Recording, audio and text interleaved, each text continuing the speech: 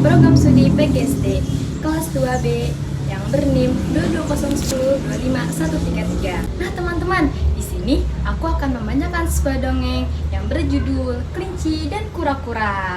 Pada suatu hari, di sebuah hutan ada seekor kelinci yang sangat lincah. Kelinci ini dikenal dengan sebagai hewan yang angkuh karena ia adalah salah satu hewan yang paling cepat di hutan. Seringkali kelinci ini meledek hewan-hewan lainnya di hutan karena tidak secepat dan selincah dirinya. Banyak hewan yang sebenarnya merasa kesal dengan sifat kelinci ini, tapi mereka tidak terlalu menghiraukannya. Mereka membiarkan si kelinci terus menunjukkan kesombongannya karena mereka terlalu malas berurusan dengannya. Suatu hari, seekor kura-kura berjalan melewati kelinci. Kelinci tentu saja ingin mengejek kura-kura yang jalannya sangat lambat. Kelinci itu memberhentikan kura-kura dan berkata, "Jalanmu lambat sekali, aku yakin kalau kita berlomba lari, kamu tidak akan bisa mengalahkanku," ujar si kelinci dengan nada yang tinggi. Kura-kura mengangguk dan ingin melanjutkan perjalanannya, tapi si kelinci menghentikannya lagi. Dan ia berkata, "Aku menantangmu untuk berlomba lari denganku. Apakah kau berani, kura-kura?" Tanya si kelinci sambil tersenyum lucu. Dan kura-kura tersebut pun berkata, "Iya boleh, kita bisa berlomba esok hari." Si kelinci pun semangat terkejut karena kura-kura berani menerima tantangannya. Namun, kelinci merasa senang dan puas karena ia tahu ia akan menang di perlombaan itu. Dan tibalah di hari perlombaannya. Kura-kura dan kelinci sudah bersiap-siap di belakang garis start. Seluruh hewan di hutan ramai berbaris di sepanjang jalur perlombaan karena mereka ingin menontonnya. Si kelinci sangat bersemangat karena ia berpikir ia akan mengalahkan kura-kura dengan mudah. Sedangkan kura-kura sudah mempersiapkan seluruh tenaganya untuk berusaha berjalan dengan cepat hingga garis finish untuk melawan si kelinci tersebut. Dan saat perlombaan dimulai, tentu saja kelinci langsung berlari kencang menuju garis finish. Sedangkan kura-kura masih berjalan sangat lambat dan jauh sekali di belakang kelinci.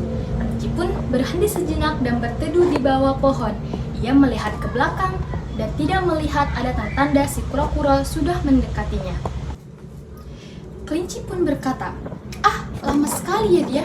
Aku bisa tidur dulu sambil menunggunya di sini. Setelah bertemu di sini, nanti aku akan kembali lebih cepat dan mengalahkannya." Hahaha, ujar si kelinci pun seperti itu. Dan setelah itu, kelinci pun menutup matanya untuk beristirahat sejenak.